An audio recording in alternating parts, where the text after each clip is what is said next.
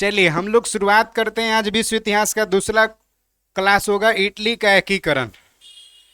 Italy का एकीकरण में पहला पॉइंट देखिए क्या कह रहा है इसे। एकीकरण का मतलब समझ रहे हैं। एग्जाम्पल के तौर पर भारत से आप समझेंगे कि जब देश आजाद हुआ था उस समय 562 रियासत था, उतने वैरायटी के राजा थे, 562 वैरायटी की व्यवस्थाएं थी। तो उतना एरिया में बटा था, चाहे हैदराबाद हो, चाहे जूनागढ़ हो, कश्मीर हो, इस तरह से तमाम 562 रियासत थे जब देश आजाद हुआ भारत ने। उस समय मौका मिला सबको कि या तो भारत संघ में शामिल होइए, नहीं तो पाकिस्तान संघ में शामिल होइए। पाकिस्तान इस्लामिक देश बन रहा है, जो इस्लाम समर्थक है आप इस्लाम शामिल हो सकते हैं पाकिस्तान में। और हिंदुस्तान लोकतंत्र देश बन रहा है, धर्मनिरपेक्ष देश बन रहा है। इसमें सभी धर्म को समान दृष्टि से देखा जाएगा। यहाँ कोई राज्य का राजकीय धर्म नहीं होगा, यहाँ कोई विशेष धर्म को प्रायोरिटी नहीं दिया जाएगा। इसलिए अगर लोकतंत्र में रहना चाहते हैं तो भारत संघ में शामिल होइए। उसी प्रकार से इटली का भी एकीकरण हुआ। तो भारत का एकीकरण में सरदार पटेल मेन भूमिका निभाए थे। कुछ रियासत पाकिस्तान चले गए, कुछ भारत संघ में मिल गए। 3 गो रियासत जूनागढ़, हैदराबाद, जम्मू कश्मीर, जिसको बाद में मिलाया गया था। जूनागढ़ को जनमत संग्रह के आधार पर, जम्मू कश्मीर को संधि विलय पर हस्ताक्षर करके, और हैदराबाद को पुलिस कार्रवाई के द्वारा मिलाया गया। तो एकीकरण करने माने एकीकरण भारत संघ, आज जो आप एक देख रहे हैं भारत राज्यों का संघ है, अनुच्छेद ये कहता है। इसमें बड़ा मुख्य भूमिका निभाया सरदार पटेल एकीकरण करने में। न तो बहुत बिखराव था, लोग आपसे में झगड़ा करते रहते। अभी कहिए कि अभी तो सर जी 28 को राज्य संघ शासित प्रदेश है, तो अभी है, उस समय समूह था, अभी संघ है। भारत राज्यों का संघ है। संघ का मतलब कि संघ से कोई निकल नहीं सकता। बिहार भारत से निकल सकता है? नहीं निकल सकता है। तो बहुत मुश्किल से एक हुआ है। तो उसी प्रकार से इटली का भी एकीकरण हुआ है। क्लियर है? चलिए शुरुआत करते हैं। बात करें प्रारंभिक में, इटली में 13 राज्य थे। अभी जो आप इटली एक कह रहे, इटली कहिए चाहे वेनिस कहिए, बात बराबर। अभी आप इटली कह के काम चला ले रहे हैं, उसमें अभी 13 इंक्लूड होगा। प्रारंभ में इटली में कितने राज्य थे? 13 राज्य। इटली के एकीकरण का जनक कौन है? Joseph Mazzini. जैसे भारत में एकीकरण का जनक बिस्मार्क, सॉरी, सरदार पटेल को माना जाता है, उसी प्रकार से इटली के एकीकरण में किसको? मेजिनी को। आगे आराम से पॉइंट देखिए। इटली के एकीकरण में सबसे बड़ा बाधा कौन था? बाधक ऑस्ट्रिया था। भारत के एकीकरण में भी दिक्कत हो रहा था, हैदराबाद मिल ही नहीं रहा था। करना पाकिस्तान संघ में मिलेंगे ना हिंदुस्तान में मिलेंगे, क्योंकि रियासत को अधिकार था कि जिसको स्वतंत्र रहना है स्वतंत्र रह सकते हैं। तो पुलिस कार्रवाई के द्वारा जबरदस्ती मिलाया गया है, मारपीट के। हाँ, तो उसी प्रकार से इटली के एकीकरण में बाधा कौन था? ऑस्ट्रिया। ऑस्ट्रेलिया नहीं, ऑस्ट्रिया। कोई दिक्कत है क्या? ऑस्ट्रिया है ना। देखिए अगस्ती वगैरह मारने का भीड़ उड़ के चक्कर में फिट उड़ तो पहले ही निकल जाइएगा। सुई दवाई कौन करवाएगा यहाँ? फिर फंस जाइएगा ना। तनी मनी मान के चले प्राथमिक उपचार हो जाएगा। देखिएगा कोई दिक्कत होगा तो निकल जाइएगा। गर्मी का प्रकोप है थोड़ा थोड़ा। आगे देखिए, एगो पॉइंट छोड़ देना।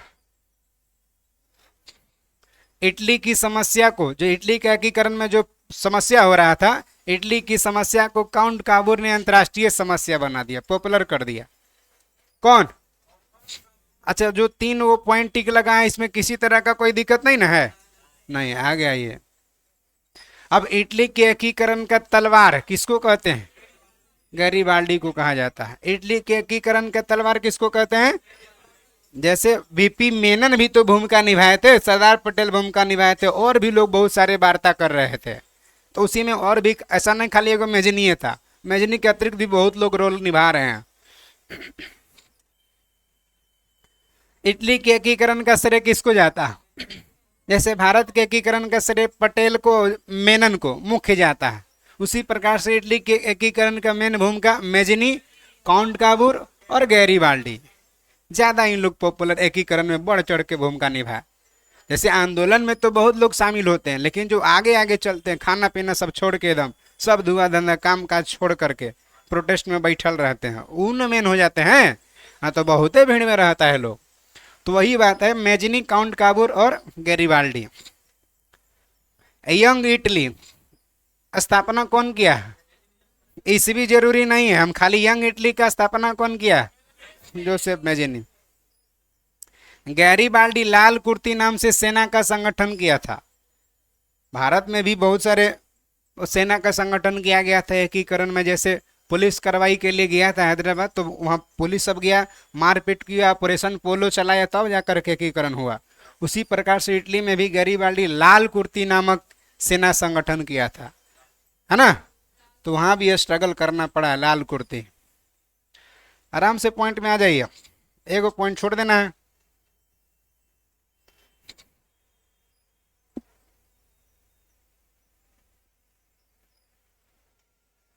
इटली के एकीकरण का शुरुआत एक एक राज टिक लगाइए, लोम्बार्डी और सार्डिनिया दोनों से राज मेल से हुआ। पहली बार ये दोनों को मिलाया गया, लोम्बार्डी और सार्डिनिया को, तो इटली का एकीकरण शुरू हो गया।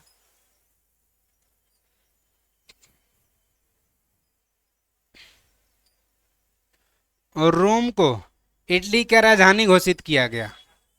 नहीं, इस भी जरूरी नहीं है, खाली रोम को इटली का राजधानी घोषित किया गया। अभी भी इटली का राजधानी रोम है। अब देखिए स्टेटमेंट बहुत पॉपुलर है, पूछ सकता है क्वेश्चन कि यदि समाज में क्रांति लानी हो तो क्रांति का नेतृत्व नवयुवक को दे दो। ये कौन का है? जोसेफ मेजिनी का स्टेटमेंट है कि अगर समाज में क्रांति लानी है तो क्रांति का नेतृत्व किसको दे दो? नवयुवक को दे दे। अभी भी भारत में प्रोटेस्ट वगैरह होते तो नवयुवक सब कर दे कि जब जब युवा बोला है तब तब देश डोला है, नारा नहीं लगाते हैं लोग, तो वही नवयुवक को ज्यादा लोग प्रायोरिटी दिया जाता है। तो यह बात कौन कहा कि यदि समाज में क्रांति लानी हो तो क्रांति का नेतृत्व किसको दे दो? नवयुवक को दे दे। आराम से पॉइंट आ जाइए। इटली की एकता का जन्मदाता कौन था? नेपोलियन। कई सजू तो फ्रांस के था, इटली में कैसे एकता का जन्मदाता? देख के दूसरा से सीखते हैं लोग, तो नेपोलियन से देख कर सीखा लोग। तो इटली की एकता का जन्मदाता नेपोलियन को माना जाता। अब देखिए जर्मनी का एकीकरण, मेजनी से लाला लाजपत राय प्रभावित है।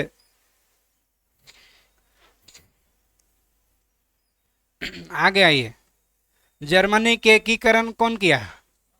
इस अब देखिए भारत का एकीकरण सरदार पटेल, जर्मनी का एकीकरण बिस्मार्क। भारत का बिस्मार्क किसको कहते हैं?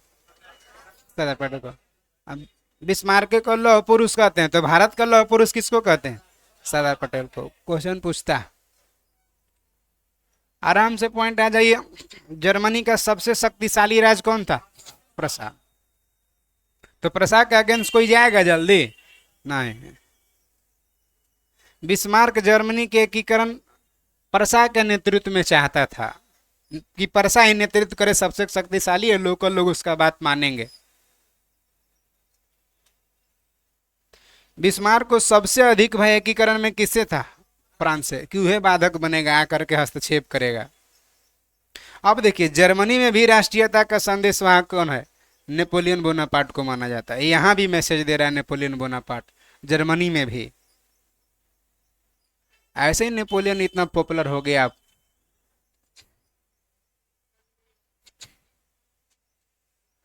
आराम से पॉइंट देखिए।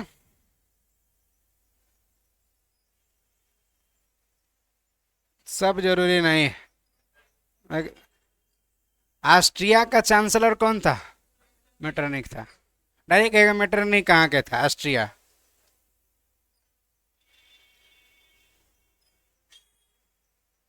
कोई जरूरी नहीं। अगला पॉइंट, फ्रैंकफर्ट संविधान सभा का गठन जर्मनी में कब किया गया?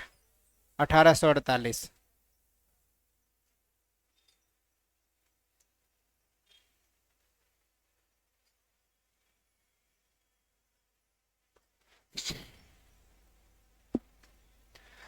विलियम प्रथम ने बिस्मार्क को क्या कहा? बाजीगर। डायरेक्ट क्वेश्चन कहता है बाजीगर किसको कहा जाता है? बिस्मार्क को। कौन कहा है? विलियम प्रथम। सेराजेवा का युद्ध कब हुआ? जगह है सेराजेवा, है ना। उसमें ऑस्ट्रिया क्या किया कि प्रसा के आगे सरेंडर कर दिया। ऑस्ट्रिया प्रसा, प्रसा सबसे शक्तिशाली है, सबसे शक्तिशाली राजप्रसा था। ऑस्ट्रिया दिक्कत हो रहा था, दिक्कत कर रहा था, लास्ट में सरेंडर कर दिया, फिर एकीकरण करना आसान हो गया। आगे आ जाइए। 1866 के प्राग संधि के तहत ऑस्ट्रिया जर्मनी के संघ में शामिल हुआ है। एकीकरण हो गया तो शामिल होगा ना। आगे आइए, फ्रांस और प्रसा के बीच युद्ध होता है। डायरेक्ट क्वेश्चन का था कि सेडान का युद्ध कब हुआ? 1870। किसके किसके बीच हुआ? फ्रांस और प्रसा के बीच। आगे आ जाइए, ओकरा में फ्रांस हारल है, प्रसा जीतल है, कारण कि सबसे शक्तिशाली राष्ट्र था प्रसा।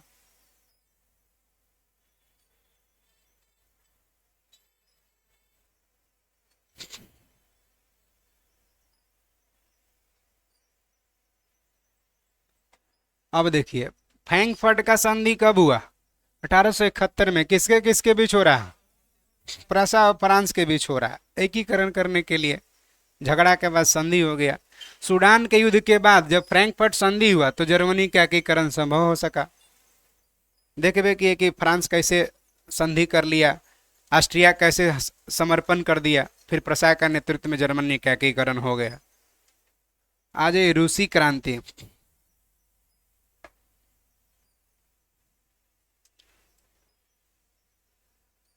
कोई जरूरी नहीं कि डेली आपको एकदम बेहतर बेहतर ही टॉपिक मिले, जो जैसा रहेगा वैसा ही। जैसे इसमें एकीकरण में कुछ वैसी बात नहीं था, छोटा मोटा बात था, बढ़ते गए बढ़ते गए। आगे फिर पहला विश्व युद्ध, दूसरा विश्व युद्ध, रोचक तथ्य आएगा, उसमें बहुत सारा इमोशन जुड़े रहेंगे युद्ध वगैरह से, तो उसमें आसान थोड़ा लगेगा। रूसी क्रांति देखिए हेडिंग होगा। समाजवाद शब्द का पहली बार प्रयोग कौन किया था? रॉबर्ट ओवेन किया था। समाजवाद शब्द का पहली बार प्रयोग कौन किया है? रॉबर्ट ओवेन किया। और आदर्शवादी समाजवाद, माने समाज है लेकिन आदर्शवाद समाज होना चाहिए, इसका प्रवक्ता कौन है? Robert Owen. यानी समाजवादी शब्द का भी पहली बार प्रयोग रॉबर्ट ओवेन, और आदर्शवादी समाजवाद का प्रवक्ता मैंने शुरुआत किया रॉबर्ट ओवेन। और वैज्ञानिक समाजवाद का संस्थापक कौन है? Karl Marx. कार्ल मार्क्स कहाँ के है? जर्मनी के है, याद रखिए, जर्मनी का निवासी था। कार्ल मार्क्स एक किताब लिखा दास कैपिटल। डायरेक्ट क्वेश्चन पूछिएगा, दास कैपिटल का लेखक और कम्युनिस्ट मैनिफेस्टो पुस्तक का लेखक Karl Marx. Das Kapital, communist manifesto पुस्तक का लेखक कौन है? Karl Marx.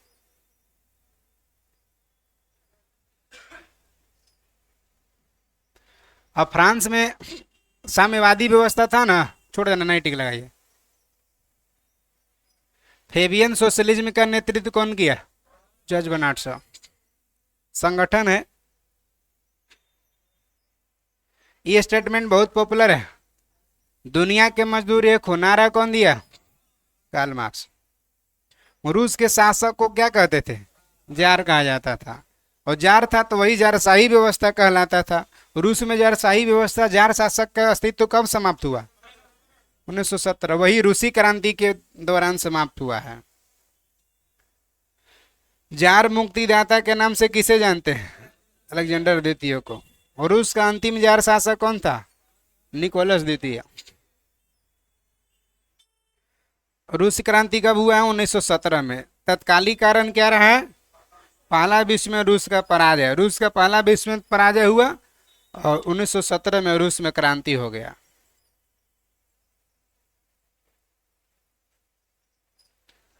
डायरेक्ट कहता कि लेनिन का संबंध किस क्रांति से? बोल्शेविक क्रांति का नेता कौन था? लेनिन। बोल्शेविक क्रांति या रूसी क्रांति, बात बराबर, कब हुआ था? 1917 में। लेनिन ने चेका संगठन किया था। डायरेक्ट कहेगा लेनिन कहाँ से आंदोलन से संबंधित है? रूसी आंदोलन। कौन सा चेका संगठन गठन कौन किया? लेनिन।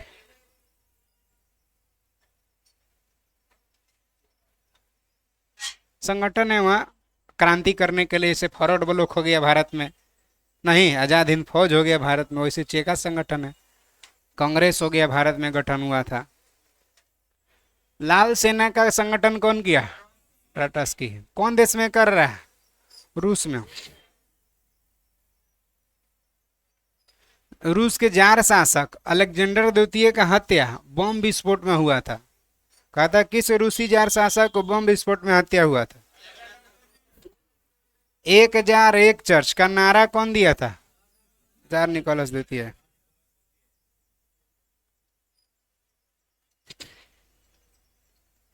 अन्ना कैरेनिना लेखक कौन है इसका? Leo Tolstoy. अन्ना कैरेनिना में रूसी क्रांति से संबंधित घटना दिखाया गया, इसका लेखक कौन है? Leo Tolstoy.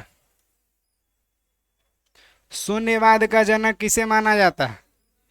तुर्गनेव को।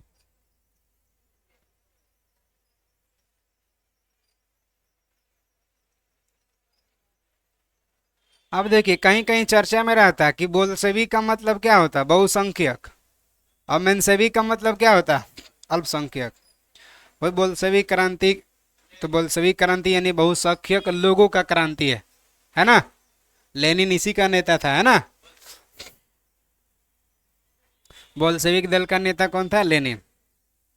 एक घटना घटा था, इसको अप्रैल थीसिस कहते, बड़ा पॉपुलर है। हाँ, 1917 को लेनिन ने रूस में क्रांतिकारी योजना प्रकाशित किया था। पहली बार लेखमाल जारी किया, क्रांतिकारी योजना रूस में प्रकाशन हुआ। उसी घटना को क्या कहते हैं? अप्रैल थीसिस के नाम से जाना जाता है। कब? 1917। 1921 में लेनिन ने रूस में नई आर्थिक नीति लागू किया था। रूस के नया आर्थिक नीति लागू करने का श्रेय किसे जाता है? आधुनिक रूस का निर्माता किसे कहते हैं? स्टालिन को माना जाता है। राइट्स ऑफ पैन मैन पूछ सकता है कि लेखक कौन है? Thomas man. ये तो लगता है पहला हूँ शायद मिला था। राइट्स ऑफ मैन का लेखक कौन है? यह पूछेगा कि मदर का रचना कौन किया? Maxim Gorky.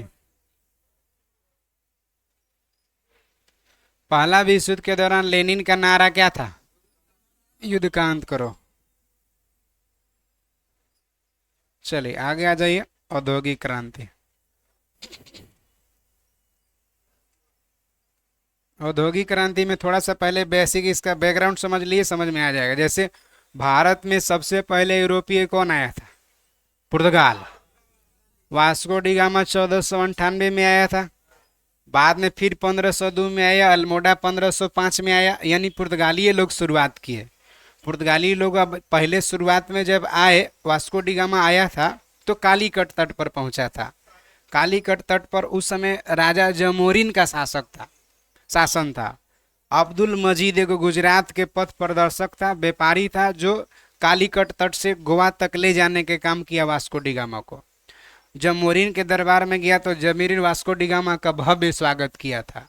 जमोरिन जो राजा था भव्य स्वागत किया, क्योंकि भारत अतिथि देवो भव के पाठ करता था कि अतिथि को देवता समान। स्वागत किया और जाते समय इसको 3 गो नाव में भर के जीरा मरीच गरम मसाला सब दे दिया गिफ्ट के तौर पर। वास्को डी गामा जाके यूरोप में बेचा तो आने जाने में उसको जितना खर्चा लगा था उसका 60 गुना लाभ हुआ। वहीं से शुरुआत होता है यूरोप के। अब वास्को डी गामा को लगा कि अरे फ्री में इतना मिला, अगर व्यापार करेंगे तो कितना कमाएंगे, तो फिर 1502 में आ गया। 1502 में वास्को डी गामा आया, इन लोग प्रॉफिट में ज़्यादा होने लगा तो पुर्तगाल का गवर्नर उठ के 1505 में आ गया अल्मोड़ा। तो गवर्नर जब आ जाएगा तो यहाँ एक पुर्तगाली बस्ती बन गया गोवा एरिया। फिर 1509 में इतना लोग पुर्तगाली यहाँ हो गए कि पुर्तगाली यहाँ अल्बुकर्क गवर्नर बन गया। अल्बुकर्क। फिर गोवा को यूसुफ आदिल शाह से जीत लिया 1510 में। सबसे पहले गुलाम होने वाला राज गोवा 1510, सबसे बाद में आज़ाद होने वाला राज गोवा 1961 में आज़ाद हुआ। हम ये सब क्यों बता रहे हैं तो समझ जाएंगे आप लोग। तो पुर्तगाली आकर के यहाँ प्रभुत्व स्थापित कर लिया। देखा देखी अंग्रेज आया। 31 दिसंबर 1600 में ईस्ट इंडिया कंपनी का स्थापना हुआ। व्यापार करने के लिए आए। एलिजाबेथ प्रथम ईस्ट इंडिया कंपनी को कहा कि जाओ, 15 साल तक व्यापार करने का अलाउ मिला था, अनुमति मिला था। बाद में जेम्स प्रथम जब बना ब्रिटेन के सम्राट तो अनलिमिटेड समय तक कर दिया कि जाओ जितना मन उतना दिन तक व्यापार करो। फिर डच लोग आ गया 1602 में। डच लोग भी व्यापार करने लगा। फिर तीनों के आपस में कंपटीशन होने लगा तो डच को अंग्रेजी युद्ध कर करके 1759 में बेदरा का युद्ध में भगा दिया। अब पुर्तगाली अंग्रेज व्यापार कर रहा है। फिर फ्रांसीसी 1664 में आ गया, फ्रांसीसियों भी व्यापार करने लगा। तो सब यूरोपीय व्यापार कर रहे थे तो वहां से बेचने आते थे कि यहाँ खरीदने आते थे? अब बताइए, यहाँ से आकर वहां से आकर यहाँ खरीदते थे। गरम मसाला खरीदते थे। यूरोपीय में डिमांड ज़्यादा था क्योंकि ठंडा प्रदेश है यूरोप। ठंडा प्रदेश में गरम मसाला लपेट लपेट के सप्ताह दिन तक मांस मछली खाते रहते थे। मांस उसका बड़ा शौकीन होता है यूरोपीय वाला, तो खाते रहते थे। इसीलिए यहाँ से गरम मसाला यहाँ दार्जिलिंग का जो चाय था विश्व पॉपुलर हो गया था। दार्जिलिंग वाला चाय ले जाने के लिए, सूती कपड़ा, कपास, कच्चा माल ले जाने के लिए सब आते थे यहाँ से कच्चा माल औने पौने दाम में सस्ता सुविस्ता खरीदते थे। खरीद के ले जाके इंग्लैंड में, यूरोप में बेचते थे। बेच करके फिर पैसा जमा करते थे, फिर पैसा लेके आते थे और यहाँ पैसा दे के औने पौने दाम में खरीद के ले जाते थे। यानी यूरोप के पैसा कहाँ शिफ्ट हो रहा है? अब भाई पैसा लेके आ रहा है, यहाँ से सामान खरीद के ले जा रहा है, तो खरीदते समय पैसा दे रहा है ना। ठीक है, 20 रुपए का आइटम 5 रुपये में मिल रहा है, लेकिन पैसा तो दे रहा है 5 रुपया। सब पैसा बोरा के बोरा लेके आके कहाँ रख के जा रहा है? भारत में रख के सबको यहाँ से सामान ले जा रहा है, बेच के ला रहा है। अब सब पैसा पूरा यूरोप का शिफ्ट होने लगा है कहाँ? भारत में। अब भारत में जब पैसा शिफ्ट होने लगा है तो यूरोप वाला को टेंशन होने लगा। अब मान के चलिए एगो एटीएम अगर है बगल में, अब जितना भी बाजार समिति मुसल्लापुर हाट सब ठान लेंगे कोई एटीएम में पैसा रहना ही नहीं देना, जब जाओ बस जाके खाली निकाल लेना। बैंक से लोन ले ले करके सब डायरेक्ट आकर के भारत में इन्वेस्ट कर रहे थे। भारत में इन्वेस्ट करके खरीद के ले आकर के वहाँ बेचते थे, फिर पैसा ले जाते थे, बेचते थे। यानी भाई पैसा पूरा भारत में शिफ्ट हो रहा था। बार बार लोन लेने जाए तो बैंक कहा कि भाई सब दिन खाली आप लोग पैसा लेने आते हैं जी, लोन लेने आते हैं। आप बताइए पैसा जमा करिएगा बैंक में तब ना चलेगा। एटीएम में अगर पड़ जाएगा पूरा बाजार समिति मुसल्लापुर हाट की वाला एटीएम में पैसा रहना ही नहीं देना है, जो जाएगा वह निकाल लेगा, जो जाएगा वह से निकलवे करेगा, तो पैसा खत्म होगा ना। अब एसबीआई में पैसा आपका जमा है, बार बार दूसरा बैंक में जाकर निकाल रहा है, बार बार निकाल रहा है, तो बैंक को चलेगा जल्दी? जमा लेन देन करना पड़ेगा। बैंक ऑफ लंदन कहा कि भाई आप लोग यूरोपीय कंपनी जो है जितना मन है उतना लोन ले लीजिए, लेकिन एक बार फाइनल लोन ले लीजिए। बार बार आप लोग खाली लोन लेते हैं और पैसा वैसा सब निकाल के जाके वहाँ शिफ्ट कर दे रहे हैं, तो वहाँ से पैसा लाएगा कौन? तब आँख खुला यूरोप वासियों की, अरे ये तो सब पैसा यूरोप से जा रहा है भारत में। तो वहीं पे बैंक से लोन लेके, बैंक ऑफ लंदन से लोन लेकर के फैक्ट्री स्थापित कर दिया इंग्लैंड में। इंग्लैंड में फैक्ट्री स्थापित कर दिया कि यहाँ से चाय के पत्ते ले जाएंगे, वहाँ पैक करके और पैकिंग करके उला ला के भारत में बेचेंगे। यहाँ से सूत कपास ले जाएंगे, कच्चा सूत ले जाएंगे, वहाँ कंपनी में बना करके और कुर्ता पजामा ला के भारत में बेचेंगे। अब यहाँ आता था उन लोग 100 रुपया के कच्चा कपास उपास लेके जा रहा है और कुर्ता पजामा 100 रुपया में बना के 500 रुपया में आके बेच रहा है। 100 रुपया दिया था और 500 रुपया लेके गया, तो 400 रुपया खिंचाया कहाँ? अब पैसा अब कहाँ खिंचाने लगा? तो सब पैसा भारत का धीरे धीरे शिफ्ट होते गया। औने पौने दाम पर कच्चा माल मिल रहा है, और कच्चा माल मिल रहा है जाके वहाँ बना दे रहा है फैक्ट्री में। एगो आदमी चरखा चला के दिन भर में एगो गमछा नहीं बना पा रहा है, और दिन भर में 100-200 फैक्ट्री में कुर्ता पजामा गमछा निकल जा रहा है, ला के बेच दे रहा। तो सब पैसा भारत से कहाँ शिफ्ट होने लगा? हाँ, यूरोप में होने लगा। यानी कहिए कि स्पंज या रसमलाई है, भारत में डुबा रहा है, वहां जाके निचोड़ दे रहा है, डुबा रहा है जाके निचोड़ दे रहा है। यानी भारत को सोने के चिड़िया से पत्थर का चिड़िया बना दिया, खोखला चिड़िया बना दिया, सब लेके जाने लगा। ये बात समझ में आया? अब देखिए, कहिए कि आखिर इंग्लैंड में फैक्ट्री क्यों लगा?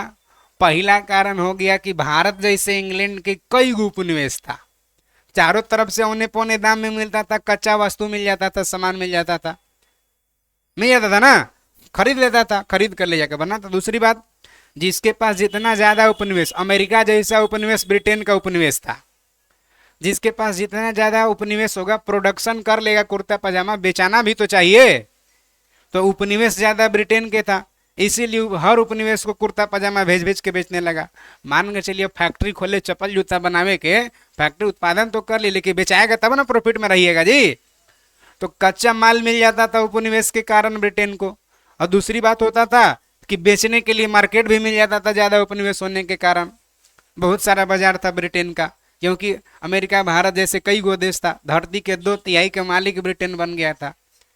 उस ब्रिटेन का जो कभी सूर्यास्त नहीं होता था, जापान सूर्योदय का देश, ब्रिटेन सूर्यास्त का देश, माने कह सकते हैं कि जापान से लेकर ब्रिटेन तक सब केकर अधीन था? ब्रिटेन का अधीन था। तो वहां नहीं औद्योगिक क्रांति की शुरुआत होगा तो कहाँ होगा? क्लियर हो गया? औद्योगिक क्रांति का शुरुआत समझ में आ गया होगा। अब स्ट्रक्चर समझ गए तो फटाक से समझ जाइए। औद्योगिक क्रांति माने कि क्या, चरखावा और खावा के जगह पर फैक्ट्री लगा के कुर्ता पजामा उत्पादन कर रहे हैं, वही औद्योगिक क्रांति बड़े पैमाने पर व्यापक पैमाने पर कर रहा है, वही औद्योगिक क्रांति है। एगो पॉइंट छोड़ देना, औद्योगिक क्रांति की शुरुआत कहाँ हुआ, इंग्लैंड। इंग्लैंड के पास क्यों हुआ बताइए, मोटा मोटी क्यों हुआ? क्योंकि इंग्लैंड के पास उपनिवेशों के कारण कच्चे माल और पूंजी की अधिकता थी। कच्चा माल बहुत था, क्योंकि मान के चलिए भारत से चाय ले ले रहा है, भारत से चाय ले ले रहा है, और भारत से सूती कपास ले ले रहा है, अमेरिका से पोटेशियम फास्फोरस उस्फोरस सब ले ले रहा है, तो जरूरत के अनुसार हर चीज मिल जा रहा है, क्योंकि उपनिवेश है उसका। उपनिवेश होने के कारण कच्चा माल मिलता था। और पूंजी क्यों, तो पूंजी बेच करके, पूंजी वही स्रोत भी है, कुर्ता ला के भारत में बेच रहे तो पूंजी नहीं मिल रहा 400 रुपया। तब आगे आ जाइए, इंग्लैंड में औद्योगिक क्रांति की शुरुआत किससे हुआ था? सूती कपड़ा उद्योग से। शुरू में भारत में सबके पैसा शिफ्ट हो रहा था, बाद में नहीं सब होने लगा बैंक ऑफ लंदन उंदन के चक्कर में। तो सूती कपड़ा उद्योग से हुआ था। सूती कपड़ा ही बना, भारत में जो जो चरखा पोंछने के लिए इस्तेमाल कर देता था रेशमी, कोई वैल्यू नहीं देता था रेशमी वस्त्र को। अब वहाँ जब यूरोप में ले जाता था उसका वैल्यू था एकदम पूरा। रुमाल भी रेशमी के अगर रख ले पैकेट में तो लग रहा है बड़ा आदमी है, इतना वैल्यू था। भारत में कोई वैल्यू नहीं, भारत में गरम मसाला का कोई वैल्यू था, कोई वैल्यू नहीं था। इतना हम लोग बेच दिए हैं कि अब जीरा मरीच महंगा हो गया। इतना सब निर्यात किया, सब यूरोप वाला इतना यहाँ से ले गया है, अब जा करके महंगा गया है, चाय महंगा हो गया। नहीं तो इतना भारत में चाय था कि समझ रहे हैं, बहुत ज्यादा। सूती कपड़ा वगैरह कोई पूछबो नहीं करता था पहले, अब महंगा हो गया है। इंग्लैंड में औद्योगिक अभी तो बेचबे करता है, अभी यूरोप में कहाँ से जाएगा, इधरे से न जाएगा सब, अभी वो बेचाता है। लेकिन उस समय बहुत ही ले गया सब। अभी जैसे बेचा रहा है तो उसके बदले में विदेशी मुद्रा आ रहा है, अच्छा इनकम हो रहा है। उस समय इतना देता था, औने पौने दाम एकदम जैसे मन वैसे। और भारत वाले ले ना जाइए, क्या होगा हमारे यहाँ, ले जाइए, कबाड़ा की तरह कचड़ा की तरह समझता था। तो इंग्लैंड में औद्योगिक क्रांति की शुरुआत सूती कपड़ा उद्योग से हुआ है, क्लियर है। अब देखिए, सबसे पहले स्कॉटलैंड में एक जगह है, सॉरी व्यक्ति का नाम है मैकडैम, यही पहली बार पक्की सड़क बनाने का विधि खोजा। औद्योगिक क्रांति का जब शुरुआत हुआ तो पक्का के सड़क बनने लगा। पहले मान के चलिए कैसी कैसे थोड़ा मोड़ा बांस बाती दे करके बन रहा था, वो कहाँ पीसीसी ढला रहा है, पिच ढला रहा है ना। तो औद्योगिक क्रांति की शुरुआत जो हुआ, मैकडम नामक व्यक्ति है पक्की सड़क बनाने का विधि खोजा। चलिए अगला पॉइंट में आ जाइए। औद्योगिक क्रांति की शुरुआत हुआ तो कपड़ा उद्योग से शुरू हुआ, तो फिर सब क्षेत्र में क्रांति आ गया ना। कैसा नहीं खाली कपड़े तक, सभी क्षेत्र में क्रांति आने लगा, प्रोडक्शन उत्पादन हर चीज में। 1814 में जॉर्ज स्टीफेंसन पहला भाप से चलने वाला रेल इंजन रॉकेट बनाया। डायरेक्ट कहता भाप इंजन का आविष्कार कौन किया? George Stephenson. कब किया? कब किया?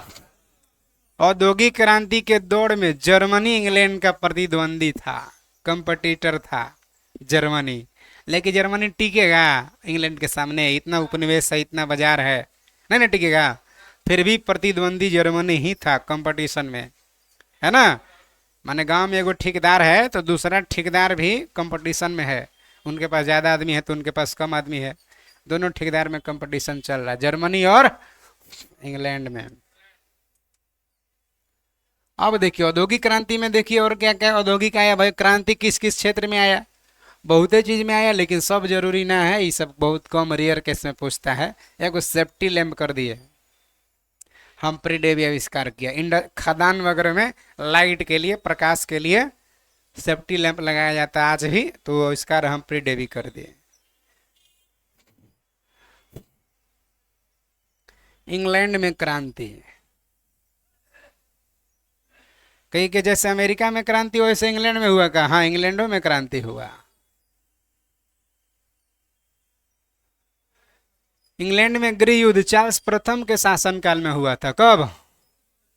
1642 ईस्वी में गृह युद्ध। आपस में भारत में भी देख रहे हैं ना, 47 में जब देश आजाद हुआ तो हिंदू मुस्लिम में दंगा हो गया, पाकिस्तान हिंदुस्तान लड़ने लगा, तो उसी तरह वहां भी हो रहा है बहुत है। हाँ, कारण हर जगह का अलग अलग है। कहीं कारण है सामंतवादियों के खिलाफ तो कहीं कारण है, फासिस्टवादियों के खिलाफ तो कहीं कारण है, अल्पसंख्यक का बहुसंख्यक से, बोल्शेवी का मेंशेविक से, तो कारण अलग अलग है, लेकिन युद्ध हो रहा है। तो युद्ध इसमें भी हुआ है। इंग्लैंड में गौरवपूर्ण क्रांति कब हुआ? 1668 में, 1688 में। गौरवपूर्ण क्रांति के समय इंग्लैंड का शासक कौन था? अब देखिए, 7 वर्षीय युद्ध पढ़े हैं ना जी। इंग्लैंड और कौन देश के बीच हुआ था? 1756 से 1700। एकरे मैंने इंग्लैंड को क्षति हुआ था तो स्टाम्प एक्ट लाया था। चलिए, गुलाबों का युद्ध कहाँ हुआ? इंग्लैंड में।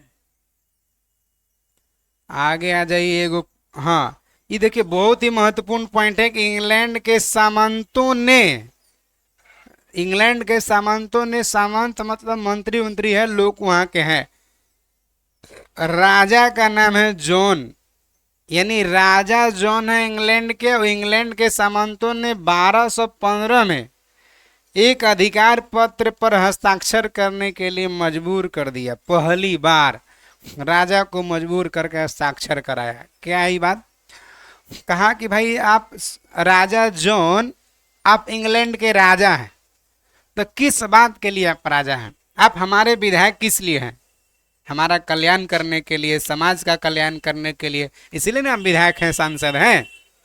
तो आप राजा किस बात के लिए हैं? तो राजा इस बात के हैं कि आपके साथ अन्याय नहीं होने देंगे। आपके साथ कोई अगर अन्याय होगा तो हम खड़े हैं, हमारे पास आइए। तो इन लोग कहा कि ठीक है, आप जो बात कह रहे हैं कि किस बात के आप राजा हैं, तो आप कह रहे हैं कि अन्याय नहीं होने देंगे, आपको स्वतंत्रता है, आपको अधिकार है, आप कह रहे हैं कि कहीं भी आप जा सकते, घूम सकते, रह सकते, सब तमाम जो स्वतंत्रताएं हैं आपको हम अधिकार देते हैं इस बात का। आगे इसको लिखित दीजिए। कब? तो वही शुरू में खाली था कि भाई बोलता कि ये सब आपके इसके लिए राजा है, हम इसके लिए आपके राजा हैं कि आपके साथ कल्याण होगा, आपका अन्याय नहीं होगा, आपको स्वतंत्रता है, आपको अधिकार मिलेगा, इसीलिए हम आपका राजा हैं, आपको ये सब हम देते हैं। तो पहले लिखित उखित नहीं था, पहली बार 1215 में लिखित बना। तो राजा जॉन के सामने सामंत लोग मजबूर कर दिए उसको हस्ताक्षर करने के लिए। अब उसी समय एक अधिकार हो गया। तो पहली बार 1215 में विशेषाधिकार मिला सामंतों को, राजा जॉन दिया। तो विशेषाधिकार फिर कहीं भी मिलता है ना तो उसको मैग्ना कार्टा कह दिया जाता है। जैसे 1717 में फर्रुखसियर अंग्रेजों के लिए मैग्ना कार्टा जारी किया कि बंगाल, बिहार, उड़ीसा 3000 रुपये वार्षिक किराया दे दीजिए और टैक्स मुक्त व्यापार करिए। तो मैग्ना कार्टा कह दिया गया। भारत के अनुच्छेद 32 विशेष प्रकार का अधिकार देता है नागरिकों को, अनुच्छेद 32 को भी मैग्ना कार्टा कह दिया जाता है। उसी समय से, यानी पहली बार मैग्ना कार्टा का इस्तेमाल कब हो रहा? 1215। कहाँ हो रहा? इंग्लैंड में। राजा जॉन दे रहा है विशेषाधिकार, मैग्ना कार्टा दे रहा है वहां के सामंत, वहां के लोगों के लिए। इस अधिकार पत्र को मैग्ना कार्टा कहा गया। क्लियर हो गया? क्लियर हुआ? आगे आ जाइए।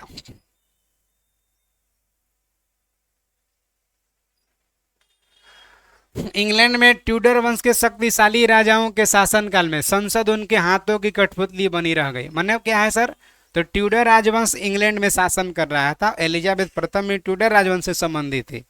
तो ट्यूडर राजवंश के शासनकाल में संसद उनके हाथों का कठपुतली बना रह गया। माने जैसे चाहे ट्यूडर राजवंश के राजा वैसे संसद को घुमाया, जो मन किया वो करवाया ब्रिटेन में। एलिजाबेथ प्रथम का भी संबंध किस वंश से है?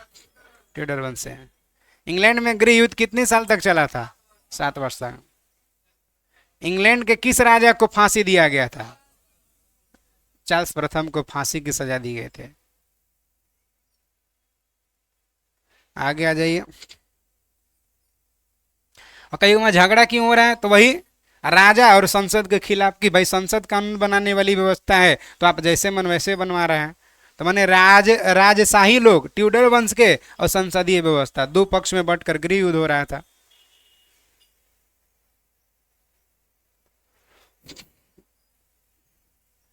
आधे पहला विश्व युद्ध, कोई दिक्कत नहीं ना है?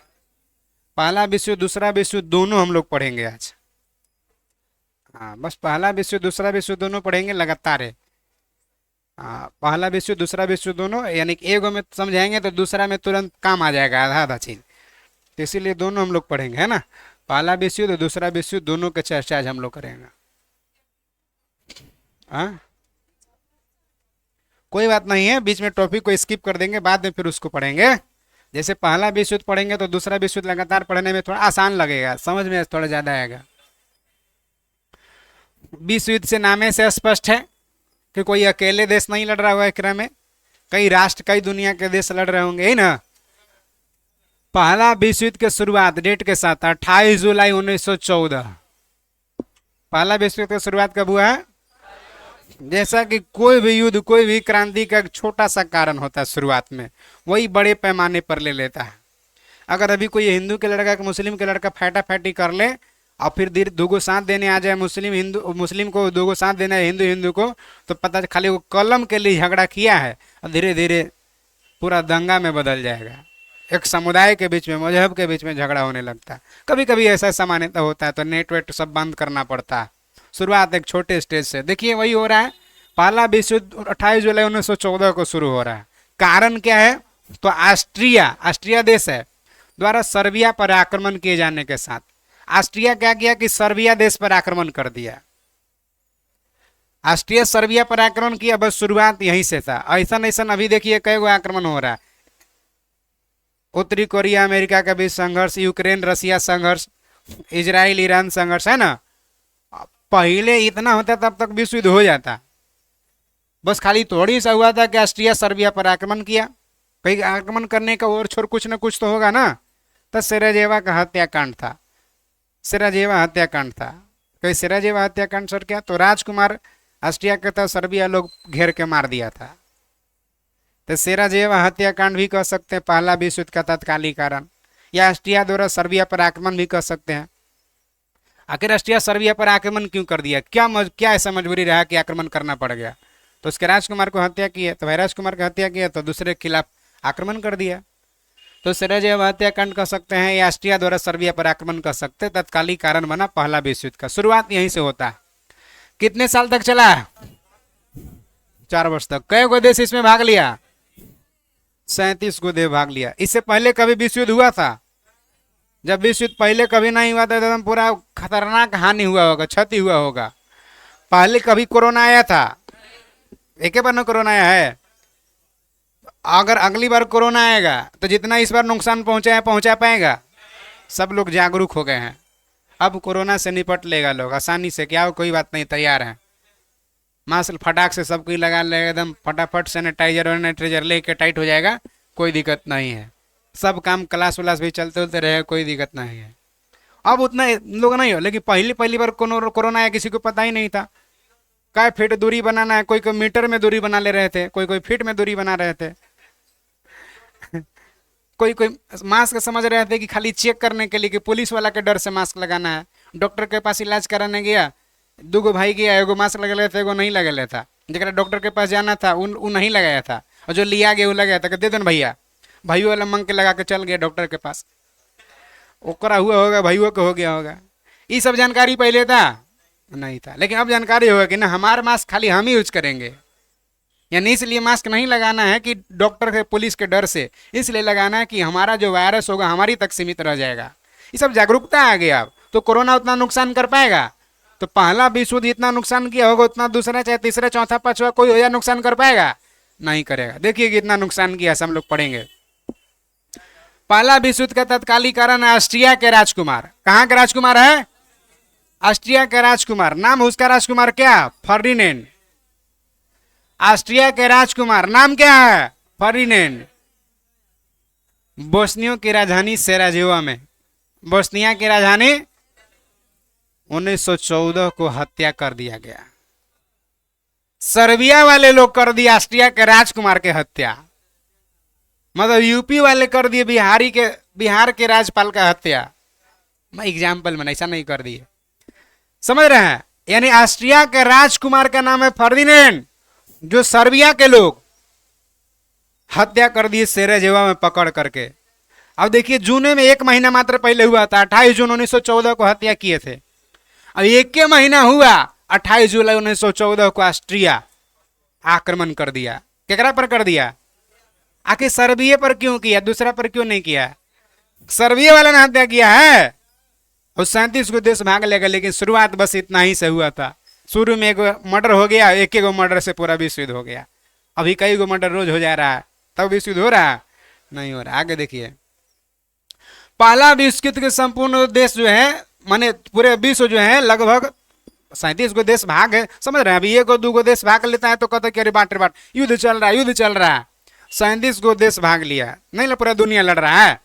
तो 37 को देश जो है भाग लिया, जिसमें 2 गो खेमा में बंट गया। एक ग्रुप है मित्र राष्ट्र और दूसरा ग्रुप है धुरी राष्ट्र। एक ग्रुप है मित्र राष्ट्र, दूसरा ग्रुप है, बस खाली शुरुआत यही था कि फर्डिनेंड का हत्या हो गया था सेराजेवो में, जो ऑस्ट्रिया के राजकुमार था। सर्बिया पर आक्रमण किया तो दोनों तरफ से, कुछ सर्बिया तरफ से आ गए कि क्यों मारा, क्यों युद्ध कर रहा है, कुछ ऑस्ट्रिया तरफ से आ गए कि क्यों इसका राजकुमार को मार दिया।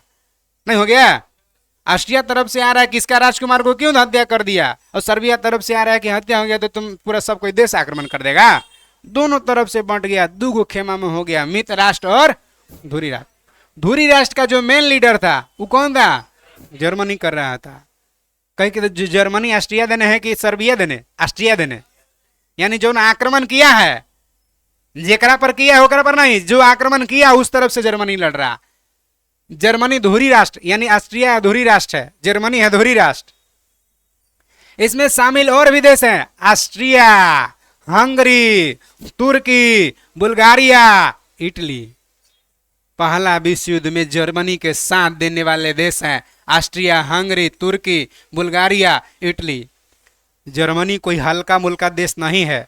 जर्मनी अपने आप में तोप है, क्योंकि इंग्लैंड का प्रतिद्वंदी है जर्मनी। याद करिए औद्योगिक क्रांति में, तो इंग्लैंड उस देश का कंपटीशन में होना, कंपटीटर होना, जिस देश का कभी सूर्यास्त नहीं होता हो, 2/3 के मालिक हो, उसका कंपटीटर कोई आम आदमी नहीं हो सकता है ना? मने बाहुबली का दुश्मन कोई आम आदमी नहीं हो सकता। बाहुबली ना कोई होगा, भलाल दे होगा। आइए आ गया, बात समझ में आ रहा जी? आगे आइए, चलेगा चाहे नहीं चलेगा, लेकिन रहेगा दुश्मन जबरदस्ती आदमी एकदम। अब मित्र राष्ट्र में देखिए कौन है। एगो तो सर्बिया है ही है, सेराजेवो में मार दिया था फर्डिनेंड के, तो सर्बिया है ही है। सर्बिया के साथ देने वाले कौन आ गया? इंग्लैंड, जापान, अमेरिका, रूस, फ्रांस। ये लोग भी कोई कम नहीं है, मुकाबला टक्कर के है। एक तरफ MI है, एक तरफ CSK है ना? टक्कर का मुकाबला हो रहा है, एकदम खतरनाक। हमको तो लग रहा है कि सब दोनों के फैन झगड़ा करते रह जाएंगे, वो हैदराबाद लेके चल जाएगा। कारण कि उनका खिलाड़ी कोई खिलाड़ी नहीं, सब दैत्य है, राक्षस है। ना लग रहा है इधर फैन लड़ते रह जाएंगे, वो लेके चल जाएगा। मित्र राष्ट्र में इंग्लैंड, जापान, संयुक्त राज्य अमेरिका, रूस और फ्रांस शामिल था। क्लियर है? अब 2 खेमा में दोनों बंट गया और दोनों कर से घमासान शुरू हो गया। अब देखिए आखिर इन लोग ऐसा क्या था कि एक साथ इतना देश खड़ा हो गया। अभी अंदर अंदर सपोर्ट करता, लेकिन डायरेक्ट आने में बहुत अभी तकलीफ है। भाई रसिया भारत का, भारत रसिया का समर्थन कर सकता है, लेकिन खुल के नहीं आ सकता। अभी ऐसा माहौल है। अमेरिका पाकिस्तान के समर्थन कर सकता है, लेकिन खुल के नहीं आ सकता है ना ऐसा? अब उस समय क्या ऐसा था भाई बातचीत, ऐसा क्या इन लोगों में समीकरण था कि एक ही बार खुल के सब आ गया? देखिए खुल के आने का रीजन, क्योंकि एगो गुप्त संधि हुआ था। शुरुआत यूरोपे में हुआ है, गुप्त प्रणाली यूरोप में गुटबंदी का शुरुआत हुआ है। गुप्त संधि और गुटबाजी। गुटबाजी नहीं होता है कि अभी मान के चलिए कोई रूम पार्टनर पिटाने लगा तो अपना सब ग्रुप के फोन कर देगा, आ जाओ फटाक से, एकदम फटाक से आ जाओ, आ जाएगा। एक बार रामपुर नहर पर मारपीट हो जाएगा। अब देखिए एक जो आदमी झगड़ा किया, 4 जो उसका दोस्त आया, उसको कोई झगड़ा से मतलब था, लेकिन क्यों आ गया? तो क्योंकि पहले ही से इन लोग का समीकरण ऐसा है, तो भाई हम पिटाएंगे तो तुमको आना होगा, तुम पिटाएंगे तो हम आएंगे, तब ना सब आ जाएगा जी। तो वही कह रहा है कि गुप्त संधियों की प्रणाली यूरोप में गुटबंदी का जनक जर्मनी के चांसलर कौन था? माने इतना पहले ही से गुटबाजी वाला व्यवस्था कर दिया था ये, कि कभी भी होगा तो पूरा एकदम लॉज के लॉज आ जाएगा झगड़ा करे। एगो से झगड़ा पूरा लॉज के भर के आ गया, दूसरा लॉज वाला से झगड़ा कर लिया। एगो शुरू में 2 आदमी लड़ रहा था, दूसरा लॉज के, एगो दूसरा लॉज के, क्या दोनों के लॉज के भी झगड़ा था, लेकिन ये लॉज आ गया, वो लॉज आ गया, ये हॉस्टल आ गया, वो हॉस्टल आ गया। क्यों आ गया? क्योंकि पहला ही से समीकरण है, गुटबाजी है, गुटबंदी है, संधि है, गुप्त संधि है, अंदर अंदर सेटिंग है। जो शुरुआत कौन किया है? यूरोप में कहीं न कहीं पहला ही से चल रहा था। ऑस्ट्रिया, जर्मनी, इटली के बीच पहली पहली त्रिगुट संधि हुआ था। कब हुआ था? ये तीनों के बीच पहली बार बातचीत हुआ, ऑस्ट्रिया के, जर्मनी के और इटली के। इन लोग आपस में बात किया था त्रिगुट संधि कि भाई अगर हमारा पर कोई आक्रमण करेगा, ऑस्ट्रिया पर अगर कोई आक्रमण करेगा तो दोनों साथ देगा, अगर इराक पर आक्रमण करेगा तो तुम लोग दोनों साथ देगा, इस पर आक्रमण करेगा तो तुम लोग दोनों देगा, माने आपस में हम लोग तीनों एक हैं। कब हुआ था? समझ सकते हैं, 1882 में संधि हुआ है और साथ देने कब आ रहा है? 1914 में। यानी समझ सकते हैं कि दोस्ती निभा रहा कितना दिन से। त्रिगुट सदस्य होने के बावजूद इटली कुछ समय तक तटस्थ रहा। तीनों के बीच संधि जरूर था, लेकिन जब पहला विश्व युद्ध शुरू हो गया ना, तो शुरुआत में इटली कुछ दिन तटस्थ रहा। तटस्थ रहा मतलब कि न शामिल हो रहा है, न विरोधे कर रहा है, न साथे दे रहा है, न विरोधे कर रहा, चुपचाप मटियल है, इग्नोर करके चल रहा है। मैसेज देख ले रहा, लेकिन सेटिंग करके रखा है। वो वाला सेटिंग ना रहता जो ग्रीन नहीं दिखता है, सेटिंग करके रखा, रिप्लाई नहीं दे रहा। कौन? इटली।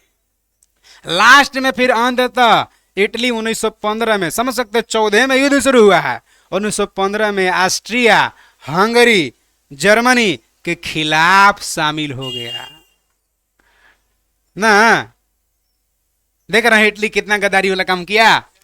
जर्मनी, ऑस्ट्रिया, हंगरी के खिलाफ इटली शामिल हो गया 1915 में। यानी मित्र राष्ट्र तरफ चल गया कि धुरी राष्ट्र तरफ? मित्र तरफ। इन लोग तो धुरी में ना जी, चला गया कि धुरी? मित्र राष्ट्र तरफ। माने दोस्त दोस्त ना रहा। कौन चला गया? आई है क्वेश्चन पूछे है कि पहला विश्व युद्ध के समय इटली किस गुट से लड़ रहा था? मित्र राष्ट्र तरफ से लड़ रहा था। कहीं फंसाने के लिए किस राष्ट्र के खिलाफ लड़ रहा था? धुरी राष्ट्र के खिलाफ लड़ रहा था पहला विश्व युद्ध में, है ना। धुरी राष्ट्र में शामिल जरूर था, लेकिन युद्ध करने कहां चल गया? मित्र राष्ट्र नहीं करे, गद्दारी कर दिया 1915 में। शुरू में चुपचाप रहा, न साथ दे रहा न कुछ कर रहा, जाके मिल गया फिर। नहीं बुझा रहा? ये क्लियर है? आ गया। हाँ,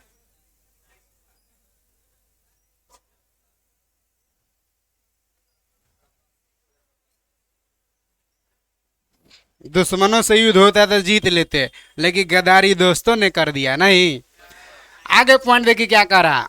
अब इटली किधर से लड़ रहा है भाई? मेरी तरफ से। अब जर्मनी, तुर्की, हंगरी, इन सबों के बारे में किसको इन्फॉर्म करेगा? मित्र राष्ट्र को इन्फॉर्म करेगा। जर्मनी, ऑस्ट्रिया, तुर्की, हंगरी के खिलाफ इटली चला गया, तो इटली इस सब के बारे में मित्र राष्ट्र को इन्फॉर्म करेगा ना। अरे भाई, विभीषण जब रावण को छोड़कर राम जी के पास आया तो विभीषण ने बताया कि मारिए, नाभिक में मारिए, ऐसा नहीं मरेगा। तो यह कौन काम करेगा? अब इटली, है ना। कितना भी राम जी के पास आया विभीषण, लेकिन विभीषण को पूजा नहीं जा सकता है, क्योंकि गद्दारी किया है भाई से। वही बात यहाँ हो रहा है। देखिए, सर्बिया की गुप्त क्रांतिकारी संस्था क्या था? हाला, काला हाथ। सर्बिया तरफ भी कोई कम लोकल नहीं था। उन लोग तो गुटबाजी करबे किया था, गुटबंदी करबे किया था 1882 में। सर्बिया में भी एगो काला हाथ संस्था चलता था। अब देखते हैं सर्बिया वाला कोई उधर जाता है कि नहीं जाता है। कोई नहीं जाएगा, यानी सर्बिया की तरफ सबको भरोसा है। रूस, जापान आपसे में दोनों झगड़ा कर लिया था। कब कर लिया था? 1905 में। 1904-05 में रूस और जापान लड़ गया था, लेकिन तुरंत फटाक से अमेरिका आ गया। अरे भाई, अरे भाई, आपसे में झगड़ा है, गेट बंद करो, गेट बंद करो। घर के बाद घरे में रहना चाहिए, बाहर नहीं जाना चाहिए। अमेरिका का राष्ट्रपति रूजवेल्ट मीडिएटर बने, युद्ध का अंत करवा दिए। यानी मित्र राष्ट्र तरफ होते होते रह गया था, है ना। न तो उस समय फ्रैक्शन रहता तो मित्र राष्ट्र भी एक रहता कभी। तो फ्रैक्शन को समझौता में बदल दिया डी रूजवेल्ट। अमेरिका यही काम करता है, जल्दी समझाने उमझाने का। समझा दिया फटाक से।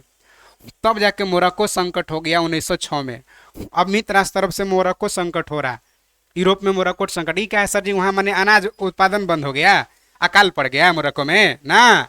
मोरक्को को अधिकार हम करेंगे कि मोरक्को का अधिकार हम करेंगे, आपस में झगड़ा करने लगा। फ्रांस वाले लोग सब कह रहे हैं कि हम करेंगे, इन लोग चाह रहे हैं कि हम करें। अब मोरक्को कैसे होगा? मोरक्को किस में शामिल होगा भाई? मोरक्को को कब्जा करने के लिए आपस में लोग झगड़ा करने लगे थे। लास्ट में फिर समझौता हुआ, उसी को कहते हैं मोरक्को संकट। मोरक्को पर अधिकार करने को लेकर हो रहा था मोरक्को संकट। यहाँ संभल गया, यहाँ संभल गया, अब लगता है कि संभल कर लंबा चलेगा मित्र राष्ट्र। देखिए पहला विश्व युद्ध के दौरान देख रहे जर्मनी की हिमाकत देखिए, जर्मनी रूस पर आक्रमण कर दिया। रूस पर क्यों आक्रमण किया भाई? क्योंकि सर्बिया पर तो करवे किया था। 28 जुलाई 1914 के रूसों पर आक्रमण कर दिया, क्योंकि रूस उसी के ग्रुप के आदमी है, इसीलिए रूस पर आक्रमण कर दिया। कब? 1914 में। 28 जुलाई को वहां किया था, 1 अगस्त यहाँ कर दिया। डेट जरूरी नहीं है लेकिन कर दिया। माने दूसरा देश जिस पर आक्रमण जर्मनी किया वो कौन है? रूस। और पहला कौन है? सर्बिया। ऑस्ट्रिया आक्रमण किया था, सर्बिया पर किया था ना, तो ऑस्ट्रिया तरफ से जर्मनी साथ दिया। और दूसरा यानी जर्मनी इतना खुल के आ गया कि ऑस्ट्रिया का जो दुश्मन रसिया उस पर आक्रमण कर दिया, और फिर फ्रांस पर भी आक्रमण कर दिया। समझ सकते जर्मनी की हिमाकत। रूस पर भी आक्रमण, फ्रांस पर भी आक्रमण। जर्मनी समझ का रहा अपने आप को, एकदम लोकल समझ रहा है सबके ना। आगे देखिए, तो अब जाके इंग्लैंड को लगा कि अब हमारे दोस्तवन सब पिटाएगा। 1914 को इंग्लैंड पहला विश्व युद्ध में शामिल हो गया। आ गया इंग्लैंड उभर करके मित्र राष्ट्र तरफ से। अब जर्मनी के छक्का छोड़ाएगा कौन? इंग्लैंड। क्योंकि इंग्लैंड 2/3 भाग के राजा है। इंग्लैंड कोई लोकल आदमी नहीं है, ब्रांड आदमी आ गया है ना। आगे देखिए 1915 ईस्वी को इटली मित्र राष्ट्र की ओर से पहला विश्व युद्ध में शामिल हुआ। पहले भी पढ़ चुके थे, फिर इटलियो आ गया मित्र राष्ट्र तरफ से। भाई इंग्लैंड आया, हाँ पहले से तो आइए था लेकिन मैंने शामिल हो गया। मैंने जर्मनी को जब इंग्लैंड आया तो झटका उतना नहीं लगा होगा। झटका लगा कब? जब अपन भाई के देखा होगा कि होने से काटा ले ले खड़ा है, तब कि अरे बाट रे बाट। आ रहे समझ में? देखिए शामिल हो गया। पहला विश्व युद्ध के समय अमेरिका का राष्ट्रपति कौन है? Woodrow Wilson. आई अभी तक चुपचाप तमाशा देख रहे हैं, ना शामिल है ना कुछ कर रहे हैं। वुडरो विल्सन चुपचाप साइलेंट है। आई लोग एकदम सब कोई मारपीट कर रहा है। अब मित्र राष्ट्र तरफ देश को अमेरिका कह रहा है कि ले जाइए, हथियार ले जाइए, अपाचे ले जाइए, चिनूक ले जाइए, जितना ले जाइए सब। कौन दे रहा है? अमेरिका। अब भाई ले जाइए तो फ्री में ले जाइए। और रसिया भारत के बीच संबंध अच्छा है तो क्या असॉल्ट 203 राइफल फ्री में दे देगा? अमेरिका दे रहा है अपन दोस्त सबके कि ले जाओ भाई, ले जाना इंग्लैंड, ले जाइए, ले जाना है तुमको, सर्बिया ले जाना, ले जाओ, इटली ले जाना, ले जाओ, बहुते रखल है हथियार, ले जाओ, तो फ्री में ले जाओ, पैसा दो ले जाओ। पहले सब हथियार दे के बेच करके पूरा पैसा वैसा जमा कर लिया। अब देख रहा दोनों एकदम आपस में भिड़ल है मित्र राष्ट्र धुरी राष्ट्र। तो अब जाके अमेरिका 18 में अंत हुआ, उस 17 में देख रहे हैं 17 में अमेरिका पहला विश्व युद्ध में शामिल हुआ। देखा कि अब जीत कन्फर्म हो गया, जाके फोटो खिंचवा लेना है किधर से? मित्र राष्ट्र तरफ से अब पहली अमेरिका का देख रहे कितना चालाक आदमी है ये। पहले झगड़ा करवाया एकदम पूरा खून खून करवा दिया, उसके बाद समझ गया कि एकदम फिक्स हो गया कि अब जीत होबे करेगा मित्र राष्ट्र के। और 1917 को पहला विश्व युद्ध में तब जाकर अमेरिका मित्र राष्ट्र तरफ शामिल हो गया। इसको हथियार ले जाना पड़ा होगा, वो करे ना हथियार वो सबके पास था, जहाँ खाली खड़ा होकर फोटो खिंचवा लिया होगा। कुछ खिलाड़ी नहीं रहता जो मैच ना खेलेगा, बाहर रहेगा, लेकिन जब जीत जाएगा अपन टीम तो चल जाएगा कप के लिए फोटो खिंचवावे। वही है हो रहा है। आराम से पॉइंट देखिए, वो अमेरिका शामिल नहीं होता, इग्नोरे करता, लेकिन इन्हें मजबूर कर दिया, इसको पर्सनल आक्रमण करने लगा अमेरिका पर। देखिए कैसे से जर्मनी के यू बोट जहाज है, इंग्लैंड के लुसितानिया नामक जहाज को डुबाने के बाद अमेरिका विश्व युद्ध में शामिल हुआ। कहेगी सर ये तो इंग्लैंड के लुसितानिया जहाज डुबा रहा यू बोट, तो अमेरिका क्यों? क्योंकि जहाजवा जब डुबाया ना तो जहाजवा पर अमेरिका का भी आदमी थे। संख्या नहीं जरूरी है, क्योंकि उस जहाज पर मरने वाले व्यक्तियों में कुछ अमेरिकी भी शामिल थे। तब अमेरिका को अब नहीं, अब शामिल होना पड़ेगा ना जी, ना तो नहीं कह देता इन लोग कि बताइए कैसा आदमी है जी, पूरा सब मरा गया तब वो नहीं जा रहा है ना, कि रहिए के क्या करेगा, ऐसे करने लगा होगा। तो वही हुआ कि अमेरिका पहला विश्व युद्ध में शामिल 1917 में हुआ। वो कब हुआ? जब लुसितानिया जहाज डुबा दिया, यूबोट जहाज जर्मनी वाला। तब लुसितानिया जहाज था इंग्लैंड के, लेकिन ओकरा पर आदमी बहुत सारे अमेरिकी थे, न तो शामिलो नहीं होता, खाली लास्ट में हथियार तुरा बेच के क्लियर कर लेता। हाँ, देखो देखार नहीं होता कि दोनों कंफ्यूजन में रहते। धुरिया समझता कि अमेरिका साथ हमरा देगा और मित्र समझता कि हमरा देगा अगला जब होता तो, लेकिन यहाँ क्लियर करना पड़ गया कि हाँ भाई मित्र राष्ट्र तरफ से लड़ रहा है अमेरिका, मजबूरी हो गया। अभी कैसे होता है, चाइना समझता है, पाकिस्तान समझता है कि अमेरिका हमको साथ देगा, भारत समझता है कि हमको देगा, दोनों से लेता है, दोनों को देता है। वही बात उस समय हो जाता कि मित्र राष्ट्र तरफ है कि धुरी राष्ट्र तरफ, क्लियर नहीं ना हो पाता, लेकिन क्लियर हो गया। अब देखिए 1918 में ब्रिटेन, फ्रांस वो अमेरिका, जब तीनों शामिल हो गया, तीनों को संयुक्त सैनिक अभियान आरंभ कर दिया। अब समझ सकते हैं, ऑस्ट्रेलिया, इंग्लैंड, भारत तीनों के क्रिकेट टीम मिला के अगर एगो क्रिकेट टीम बना दिया जाए तो कोई टिकेगा आगे? हाँ ना, नहीं टिकेगा जी। वही बात यहाँ हो गया। 1918 में ब्रिटेन, फ्रांस, अमेरिका संयुक्त सैनिकों अभियान करना प्रारंभ कर दिया। तीनों एकदम मेन में छाटल छाटल कमांडो सब मिल गया। और तो जाके जर्मनी के और इसके सहयोगी देशों का क्या होने लगा? हार होने लगा। अब कोई टिकेगा जी? नहीं टिकेगा। आगे आइए, उसी में देखिए सितंबर 1918 में बुल्गारिया सरेंडर कर दिया कि माफ करिए अब हम ना लड़ेंगे, जाइए। हार होने लगा तो क्या करेगा? सरेंडर कर दिया। 18 में तुर्की सरेंडर कर दिया, 18 में ऑस्ट्रिया सरेंडर कर दिया, नवंबर आते आते हंगरी भी सरेंडर कर दिया, सब आत्मसमर्पण कर दिया। जर्मनी किया अभी? जर्मनी कह रहा कि कोई बात नहीं है, हम झुकने वाले में से नहीं हैं। देखिए अभी अब मजबूर अलग बात है, हम झुके वाला में से नहीं है। ना पुष्पा नहीं है, एगो मूवी नहीं कहता है, मूविया में ऐसे विलन रहता है यहाँ करके गोली मार लेता कि लड़की के पिता झुक सकता, चौधरी सारन नहीं, सौगंध अक्षय कुमार के, है ना। आ गई ओकरे में की है। देखिए कौन जर्मनी कह रहा? जर्मनी सम्राट विलियम द्वितीय ने 18 को अपने पद से इस्तीफा दे दिया। अब जर्मनी कैसन मझधार में छोड़ रहा है, संभाल। कैंसर नहीं, खाली ये नाम ये द्वितीय रखी ना, पूरा नाम है कैंसर। अरे ऐसा जर्मनी के मझधार में छोड़ रहा है, जिस समय बताइए झगड़ा है, उस समय देश के जरूरत है अपने चांसलर के, प्रधानमंत्री के, राष्ट्रपति के, और उस समय त्यागपत्र दे रहा है। विलियम द्वितीय 1918 को अपने पद से इस्तीफा दे दिया और हॉलैंड भाग गया। जा अब जर्मनी के कोई देख रेख करे वाला है? पूरा युद्ध में लड़ते रहा, लास्ट में भाग गया, भगोड़ा निकला एकदम, युद्ध का मैदान छोड़ के भाग गया। यानी सबसे खराब आदमी तो ये ना है जी, शहीद हो जाता, संधि कर देता, कम से कम निर्णय तो कर देता, भाग गया। ऐसी अवस्था जब आ गया तो वहां पर ओकर अगेंस्ट पार्टी जो था, विलियम द्वितीय के अगेंस्ट वाले जो हैं, समाजवादी प्रजातांत्रिक दल ने सत्ता अपने हाथ में ले लिया। हाथ में लेकर के एक तंत्र के स्थान पर गणतंत्र का स्थापना हो गया कि अब एक गो नहीं, अब सर्वे सर्वा सब रहेंगे, है ना। गणतंत्र का स्थापना हो, गणतंत्र मैंने समझ रहे हैं, जहां संविधान का शासन चलेगा। आगे आ जाइए। और फ्रेडरिक एबर्ट को जर्मनी का चांसलर बनाया गया गणतंत्र स्थापित होने के बाद। अभी इन लोग मित्र राष्ट्र पूरा एकदम फॉर्म में है, ये सब सरेंडर कर दिया, अभी जर्मनी नहीं कर ले, लास्ट में उसी को थोड़ेंगे।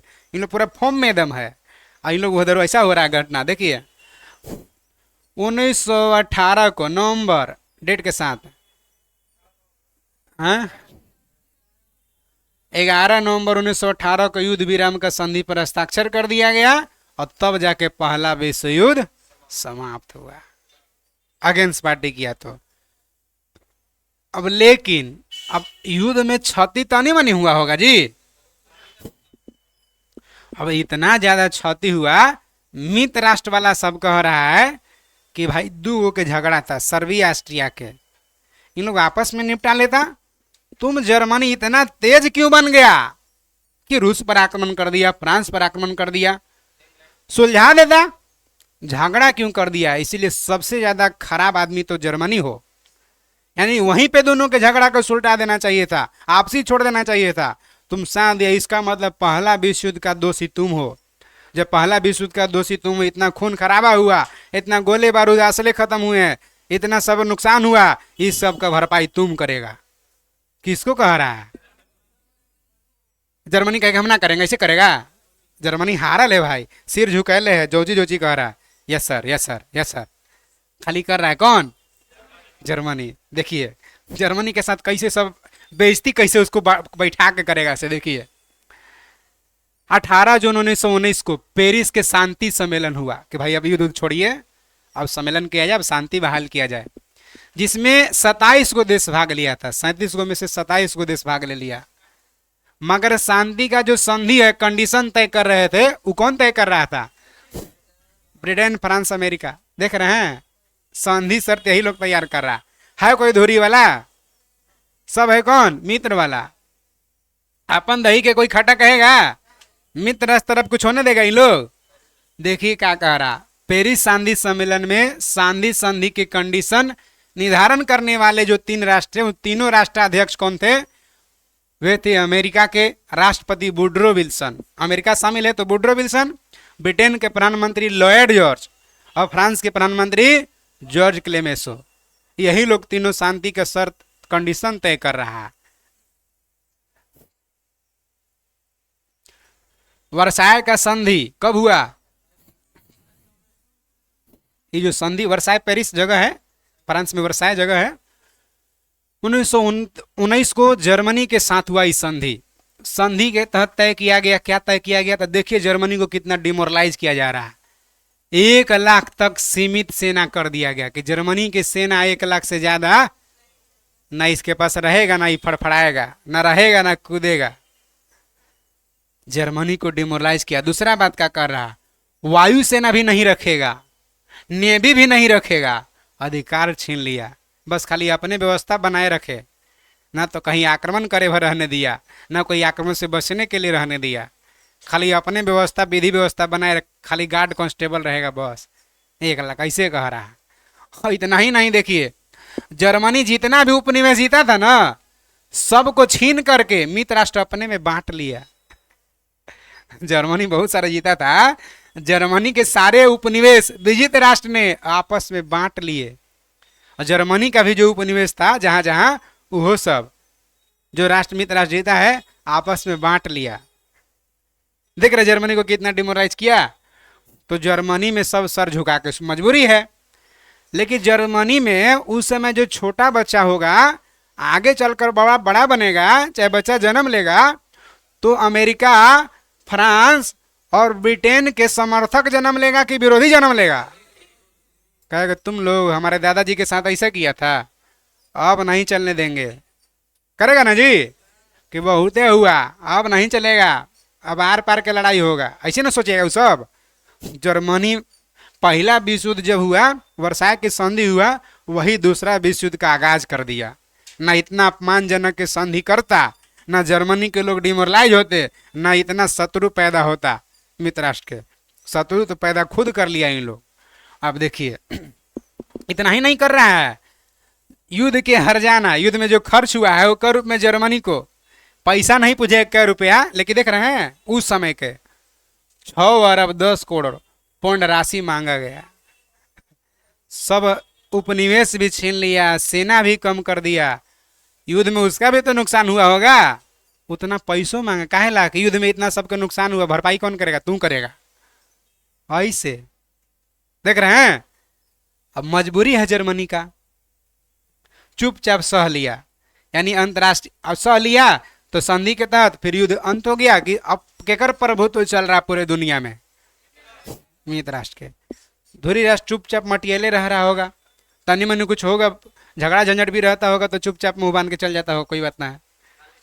झगड़ा करने लायक अब रहने दिया जी? नहीं रहने दिया। अब हुआ कि इन लोग क्या किया, दिमाग लगाया मित्र राष्ट्र सब कि ऐसा करो ना कि आगे चल करके पहला विश्व युद्ध में इतना नुकसान हुआ है, भविष्य में दूसरा विश्व युद्ध न हो। इसलिए अंतर्राष्ट्रीय क्षेत्र में पहला विश्व युद्ध का सबसे बड़ा योगदान रहा राष्ट्र संघ का स्थापना, लीग ऑफ नेशन का स्थापना, यूनाइटेड नेशन का स्थापना, यूएन का स्थापना 1920 में हुआ।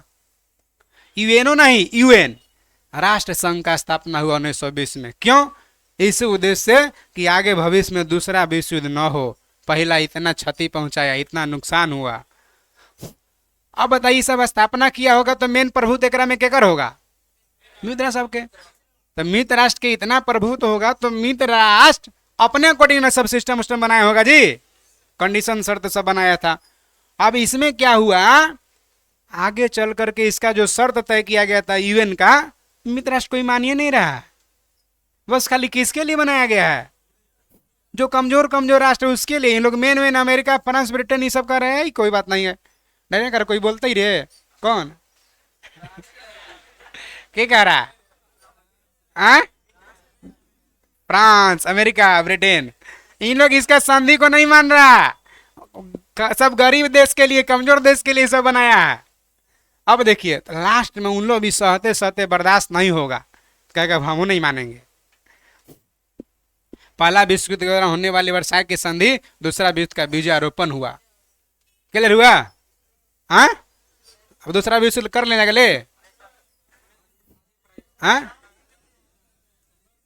पढ़िए लिए लगले, गरम गरम है अभी। उधर पढ़ेंगे ऐसा बात ना है, दूसरा विश्व युद्ध पढ़ लीजिए फिर पढ़ेंगे, टेंशन क्या ले रहे हैं। दूसरा विश्व देखिए, दूसरा विश्व युद्ध आ जाइए। दूसरा विश्व देखिए, अब हम लोग पहला विश्व से निकल जाइए, अब दूसरा विश्व में एंट्री ले रहा है। 1 सितंबर 1900 दूसरा विश्व युद्ध हो रहा है। अच्छा बताइए, आगे जो झगड़ा होगा वो झगड़ा का जरूरत आगे ज्यादा जर्मनी के है कि ज्यादा जरूरत मित्र राष्ट्रों के है? जर्मनी दूसरे राष्ट्र के झगड़ा की जरूरत है, क्योंकि हड़पाया उसका, सब सताया उसको जा रहा है। इन लोग क्या, इन लोग तो बाबा ही एकदम है, कोई बात नहीं, दबा हुआ के रख ले है, इसीलिए वह झगड़ा करेगा पहले। 1 सितंबर 1939 को वही हुआ कि जर्मनी ने पोलैंड पर आक्रमण कर दिया। जर्मनी किस पर आक्रमण कर दिया? पोलैंड पर आक्रमण कर दिया। अब इन लोग तलाश रहा था कि संधि तोड़े भाई, और तोड़ दिया, आक्रमण कर दिया। आक्रमण जब किया, इसके 2 दिन बाद फ्रांस और ब्रिटेन जर्मनी के विरुद्ध युद्ध का घोषणा कर दिए। फिर से शुरू कर दिया बाजा। फ्रांस ब्रिटेन दोनों मिल के जर्मनी के अगेंस्ट, कहीं अमेरिका कहाँ है तो अमेरिका हथियार देवे में है ले जाओ भाई ले जाओ। अभी एकरों में शामिल ना होगा, वो एकरों में बाद में आएगा, लास्ट में आएगा एकदम। इसी के साथ दूसरा विश्व युद्ध का क्या हो गया, शुरुआत हो गया। 6 वर्ष तक लड़ा गया ही। अंत 2 सितंबर 1945 को हुआ। इसमें 61 गो देश भाग लिया। बचल खोचलता वो लोग भी आइए गया। दूसरा विश्व युद्ध का तत्कालीन कारण रहा जर्मनी द्वारा पोलैंड पर, दोबारा भी वही घटना, जर्मनी आक्रमण किया है पोलैंड पर। पहले ऑस्ट्रिया सर्बिया पर किया था, जर्मनी पोलैंड पर आक्रमण कर दिया।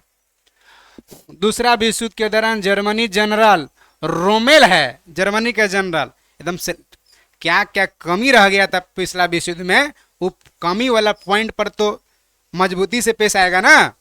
अपना कमी को दूर करते हुए स्पिनर को अगर ज्यादा मार रहा है तो फास्टर को लगाएंगे, तो वही यहाँ कर रहा है जर्मनी। देख करके जनरल रोमेल का नाम डेजर्ट फॉक्स रखा गया था। खतरनाक रहा होगा ये। आगे आ जाइए। म्यूनिख पैक्ट समझौता है 1938 में संपन्न हुआ था।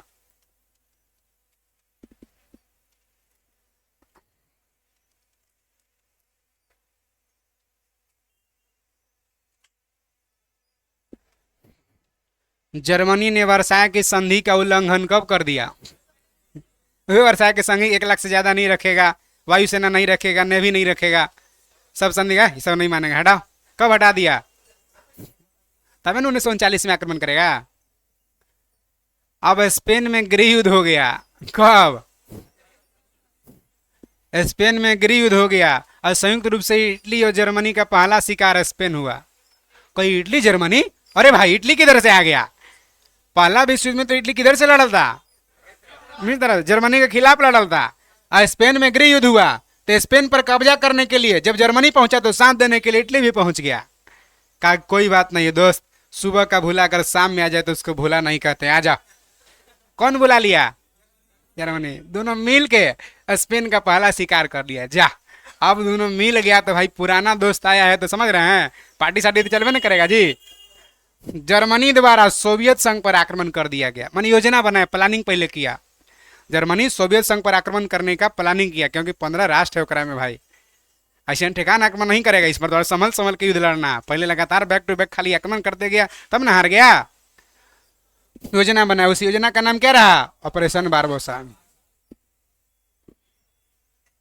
लेकिन फिर बीच में मीडिएटर लोग आ गए। 1939 को जर्मनी रूस के बीच समझौता हो गया कि ना आक्रमण नहीं करिए, टल गया आक्रमण। 1939 को जर्मनी और रसिया आक्रमण समझौता पर हस्ताक्षर हुआ कि चलो भाई आक्रमण टल गया। लेकिन तुरंत जर्मनी ने रूस पर समझौता उल्लंघन का आरोप लगा दिया। जर्मनी कहा कि समझौता संधि कुछ और बात था, बात तुम कुछ और कर रहा है, इसलिए उल्लंघन कर रहा है तुम। जब उल्लंघन कर रहा तो 1941 को आक्रमण कर दिया। आक्रमण झेलो, है ना, है ना। बार बार जो है कि छोटा मोटा बाण अगर तोड़ दे रहा है तो ये लो ब्रह्मास्त्र झेलो, गड़बड़ा देगा ना जी पूरा एकदम। तो 1941 में आक्रमण कर दिया। कौन आक्रमण कर दिया जी? आए आए आए, देखिए क्या करा। जर्मनी ने रूस पर समझौता का उल्लंघन लगाया कि रसिया जो उल्लंघन कर दिया है और उस पर आक्रमण किया, ने रसिया पर आक्रमण किया। जर्मनी काहे कर दिया? कहा कि भाई तुम उल्लंघन कर दिया, जो बात था वो तय में रहो, लिमिट पार कर दिया, इसीलिए युद्ध होगा। आगे देखिए, अब जब युद्ध तो कर दिया, लेकिन जर्मनी कोई लोकल आदमी के नाम है? यूएसएसआर में 15 गो राष्ट्र शामिल है। 1943 में रूस सेना जर्मनी को हराने में सफल हो गया। जा निपट लिया जर्मनी।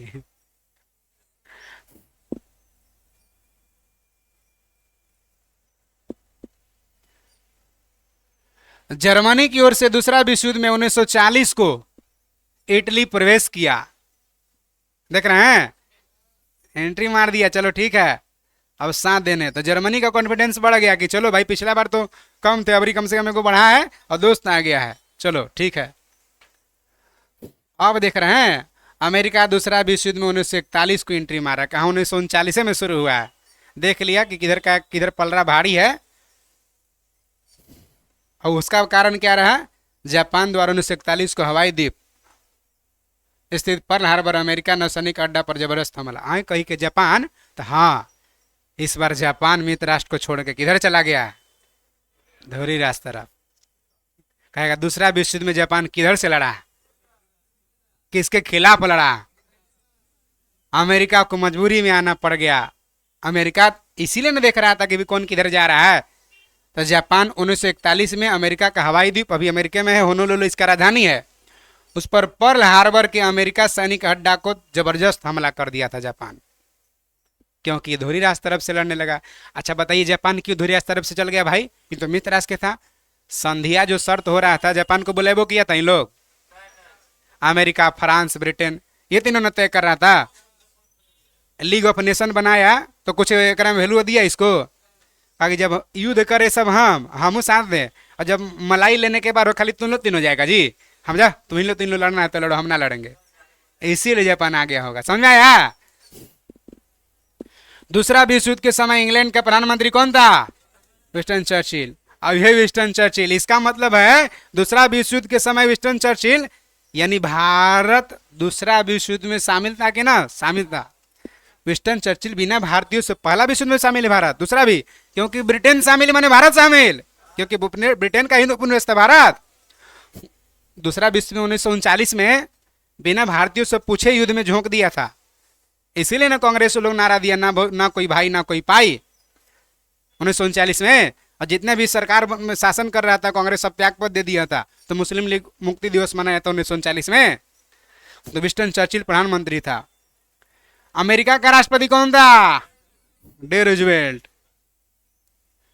यानी अबरी मेन देश धोरी राष्ट्र में भी कौन है? तीनों धोरी राष्ट्र में जर्मनी, जापान, इटली, तीनों एकदम आ गया फॉर्म में। और इधर कौन कौन है? अमेरिका, रसिया, फ्रांस उधर मेन अभी है। एकदम कांटे की युद्ध होने जा रहा है। अब दूसरा विश्व युद्ध कांटे की होने जा रहा है। ऊपर से जर्मनी में हिटलर है। पहला विश्व युद्ध में हिटलर था, लेकिन लोकल आदमी सेना था। सेना था मैंने कहे का मतलब कि सेना को उतना कांस्टेबल का वैल्यू रहता है जी, बस खाली युद्ध करो, डिसाइड करना सब तो कांस्टेबल का थोड़े काम है। इसलिए हिटलर था लेकिन बस लोकल बन के रह गया था, वो कांस्टेबल बन के रह गया था, है ना। मान के चलिए ठीक है, पिथुर एगो नया बॉलिंग कर रहा है, बॉलर बढ़िया है, लेकिन उसको कोई वैल्यू दे रहा अभी? 2-4 को आईपीएल खेलते खेलते कोई टीम के कैप्टन बनेगा तब देखिएगा, है ना। वही बात यहाँ हो रहा। रूजवेल्ट राष्ट्रपति पद के लिए 4 बार चुने गए हैं अमेरिका में। अमेरिका में 2 बार से ज्यादा कोई नहीं चुनाता था, लेकिन है ही, इसीलिए 4 बार चुने गए हैं। वे अमेरिका के पहले राष्ट्रपति थे जिन्होंने 2 बार से ज्यादा पद की शोभा बढ़ाया। इसका संबंध डेमोक्रेटिक पार्टी से है। 2 बार से ज्यादा कोई नहीं रहता, लेकिन 4 बार हैं रूजवेल्ट। इंग्लैंड की शानदार अलगाववाद नीति का विचारक कौन था? चली सेवरी। अलगाववादी माने एक तरह से अलग अलग, जो गुटबाजी के अगेंस्ट जाने जा रहा था ये। अब देखिए, कर वर्साय की संधि को आरोपित संधि के नाम से जानते हैं। आरोपित है ना संधि था जी, जबरदस्ती आरोप लगा के जर्मनी का कि तू ही कराया है सब। दूसरा विश्व युद्ध में जर्मनी की पराजय का श्रेय किसको जाता है? रूसे ने हराया जर्मनी को, देखबे कि 1943 में पराजित कर दिया ना। जर्मनी हार गया लेकिन सरेंडर किया अभी का ना, सरेंडर नहीं किया है। मित्र राष्ट्र में सामूहिक प्रयास से, मित्र राष्ट्र के सामूहिक प्रयास समझ रहे हैं, सब मिलके 1944 को जर्मनी की सेना परास्त हो गया। अरे भाई, जर्मनी की सेना परास्त हो गया, माने हिटलर भी परास्त हो गया। अब देखा हिटलर की अब मेरा इज्जत नहीं बचे वाला है। इससे पहले जो था, द्वितीय जो भाग गया था पोलैंड, कहाँ भाग गया? हॉलैंड भाग गया था। और हिटलर इस बार भागा नहीं, हिटलर आत्महत्या कर लिया कि जो मन नहीं होगा मार लिया। कहा कि लड़की के पिता झुक सकता है, चौधरी सारा नहीं, गोली मार लिया। कौन? माने आत्महत्या कर लिया हिटलर। कैसे? लेकिन आत्महत्या कर लिया। कोई चारा नहीं समझ में आया। देखो मूवी वगैरह में देखो, एक अपना से मार लेता है लोग। कोई चारा नहीं समझ में आ रहा, मार लिया। तो इसको कोई चारा समझ में नहीं आया। किसको? हिटलर को। जर्मनी तो हार गया ना, जर्मनी इस बार पहले ही से सरेंडर कर दिया, लेकिन अभी जापान है। दूसरा विश्व के दौरान अमेरिका 6 अगस्त 1945 को जापान पर अणुबम का प्रयोग कर दिया। अरे बाबा, जापान पर अणुबम क्या ऐसा कर दिया, जापान के अणुबम का प्रयोग करना पड़ गया। अब धुरी राष्ट्र के सब देश सरेंडर करने को तैयार है, आत्मसमर्पण करने को तैयार है। जापान का राजी नहीं, अकेले, पूरा मित्र राष्ट्र अकेले लड़ेंगे। कौन करा? क्योंकि जापान के पास उस समय भी तकनीकी अतीत का शक्ति बहुत ज्यादा था। मान के चलिए, अगर अमेरिका सब साइकिल से बम गिरा रहा था तो जापान हेलीकॉप्टर से बम गिरा रहा था। ऐसा इतना डिफरेंट। इन लोग के लगा कि अरे भाई, अगर जापान अकेले जीत जाएगा तो नाक कट जाएगा हम लोग के। कि फ्रांस, ब्रिटेन, अमेरिका इतना पावरफुल देश सब, और हार गया अकेले जापान से, नाक कट जाएगा। कोई न कोई नुस्खा लगाओ, जापान को हराओ। 2-4 गो नहीं होता कि पकड़ाता, 2-4 गो धारा फालतू लगा देता है।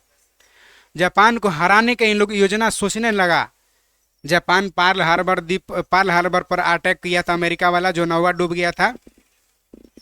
उसी का आरोप लगा के, समझ सकते हो उतना उतना कई गो युद्ध हुआ होगा। अमेरिका परमाणु बम पटक दिया जापान पर। परमाणु बम पटकने के बाद संभवतः मैक्सिमम देश की स्थिति खराब हो जाता, घुटना के बल आ जाता। जापान का कोई बात नहीं है। अटल बिहारी वाजपेयी की तरह जब परमाणु परीक्षण कर रहा था, सॉरी करगिल जब युद्ध हो रहा था, उस समय कहा गया था कि भाई, अमेरिका फोन किया कि मुशर्रफ कर रहे हैं पाकिस्तान वाले कि अटल बिहारी वाजपेयी अपना युद्ध जो है सरेंडर कर लें, नहीं तो हम भारत पर परमाणु बम पटकेंगे। अटल बिहारी वाजपेयी कहा कि 25% हिंदुस्तान कुर्बान करने के लिए तैयार हैं, लेकिन कल का सूर्योदय पाकिस्तान नहीं देखेगा, बता दीजिए। तो वही बात यहाँ हो रहा है। कौन कह रहा है? जापान। कि परमाणु बम गिरा दिया तो क्या हो गया, कोई बात नहीं है, फिर से लड़ेंगे। जापान सरेंडर नहीं कर रहा, देख रहे हैं। 6 अगस्त के पटका, फिर लगले 9 अगस्त के गाँव पटक दिया। 9 अगस्त 1945 को पहले हिरोशिमा पर, दूसरा नागासाकी पर 2 गो परमाणु बम पटक दिया। अब क्या होगा? अब तो ज्यादातर डैमेज हो गया एरिया। अभी तक परमाणु बम का असर है, समझ सकते हैं आप। तब जाकर के जापान को क्या करना पड़ा? सरेंडर करना पड़ा। इस युद्ध में मित्र राष्ट्र की ओर से पराजित होने वाला अंतिम देश कौन है? जापान। लेकिन इस बात से रसिया वगैरह नाराज हो गया अमेरिका से कि अरे भाई, सारा क्रेडिट तू ही ले लिया युद्ध जीत के, परमाणु बम किसी पर पटकना ही कहाँ का नैतिकता है? युद्ध है, युद्ध करो, अपना सामर्थ्य दिखाओ, हेलीकॉप्टर अपाचे चिनूक जो भी मंगाओ चलाओ, जितना भी रडार उडार सब काम में लगा दो, लेकिन परमाणु बम पटक दिया किसी पर, ये गलत किया है ना। कहा कि परमाणु बम पटक दिया, ये गलत किया। कल के डेट में रसिया पर भी तो परमाणु बम पटक देगा, इसलिए हम तुम्हारे साथ नहीं रहेंगे। अब ये गलत युद्ध नीति होगा, युद्ध सही नहीं है। रसिया माने यूएसएसआर अलग 15 हो गए एकरा में देश है। अमेरिका सबसे अलग हो गया, चलो हम अलग रहेंगे। वो अमेरिका के एकदम सूझी बूझी सब खत्म हो गया कि अरे रसिया हमारे खिलाफ गया है, अगर 15 को उन लोग मिल के हमारा पर कहीं अटैक कर दिया तो हम तो कुछ ना कर पाएंगे जी। यानी चोखा चटनी बना कर रख देगा इन लोग मिल के, रसिया वो लोग, कि दुश्मनी अभी ले लिए हम रसिया से, रसिया मेरा दुश्मन हो गया। अमेरिका कह रहा कि अरे अब हम क्या करें, अब हम क्या करें। अमेरिका अटलांटिक महासागर के जो भी छोटे मोटे देश थे सबके पास गया। अब कोई राजा बड़ा बड़ा आदमी कोई गरीब के घर जाए, एकदम ले जाए कुर्सी पर खड़ा रहेगा, बैठिए ना मालिक, बैठिए ना मालिक, ना करेगा, ऐसे कर लेगा, बैठिए ना। अब अमेरिका सब अटलांटिक महासागर के जो भी लोकल देश थे सबके पास गया और कह रहा कि देखो भाई, रसिया मेरे से अलग हुआ है, रसिया के शक्ति के सबको पता है, तुमको भी पता, हमको भी पता है, और जब रसिया हमको नहीं छोड़ सकता है तो तुम लोग के तो समझिए कि गुलामी बना के रखेगा। इसलिए तुम लोग सब हमको साथ दो, एक संगठन बनाओ, नाम रखो उसका NATO, North Atlantic Treaty Organization, कि रसिया अगर आक्रमण किया, कोई एगो पर किया, तो हम सब लोग मिल के लड़ेंगे। सब अगर लाठी भी एक लेके निकलेंगे तो बोझा बन जाएगा किसी के लिए। इसलिए अमेरिका सूझबूझ से काम लिया, नाटो का गठन किया और रसिया को दबा के रखा। फिर उसी समय से तनातनी दोनों में चलते रहता है। रसिया विभाजन, यूएसएसआर अलग अलग भी हो गया और इधर नाटो ये है। इसीलिए हमेशा जो लगता है रसिया के गुट के है तो अमेरिका के गुट के है, ये होते रहता है ना। अमेरिका 6 अगस्त 1945 को हिरोशिमा पर लिटिल बॉय बम गिराया था, यूरेनियम 235 का प्रयोग करके बनाया था। और 9 अगस्त 1945 को नागासाकी पर फैटमैन प्लूटोनियम 239 नामक एटम बम गिराया था। दोनों परमाणु बम पटक दिया था। समझ रहे हैं बात? सरेंडर करना पड़ेगा ना जी। यूरोप में दूसरा विश्व युद्ध का अंत हो गया 1945 में। 1945 का कहिए ना, जब जर्मनी ने बिना शर्त के सरेंडर कर दिया। कोई कंडीशन रखेगा? आत्महत्या करे, कोई कंडीशन रखेगा जी? सरेंडर कर दिया। 1945 को एशिया में भी विश्व युद्ध का अंत हो गया। कब? एशिया में कब? जब जापानी 15 अगस्त 1945 को अंत हुआ, जब जापानी साम्राज्य ने सरेंडर कर दिया, समर्पण करना स्वीकार कर लिया। तब जाके अंत का घोषणा 2 सितंबर 1945 को अमेरिका में युद्धपोत मित्र राष्ट्रों के सर्वोच्च सेनापति मैक आर्थर के समक्ष जापान ने हस्ताक्षर कर दिया कि भाई चलो सरेंडर है। जापानी प्रधानमंत्री कौन थे उस समय? सुजुकी। त्यागपत्र दे दिए कि भाई हम जब इस युद्ध में नहीं बचा पाए पब्लिक को तो हम किस बात के लिए राजा, त्यागपत्र दे दिए। ठीक है। अंतर्राष्ट्रीय क्षेत्र में फिर दूसरा विश्व युद्ध के बाद 24 अक्टूबर 1945 को यूएनओ बना, संयुक्त राष्ट्र संघ। क्यों बना? क्योंकि आगे भविष्य में तीसरा विश्व युद्ध न हो। इस समय जो संधि तय कर रहे होंगे सब न शामिल होंगे। तो ऐसा टर्म कंडीशन बना दिया कि अगला विश्व युद्ध संभाल के रखा। अभी तक तीसरा विश्व युद्ध नहीं होने दिया। भविष्य में कौन जानता है, रखा जाए इतना, कोई दिक्कत? चलिए आगे चर्चा हम लोग कल करेंगे।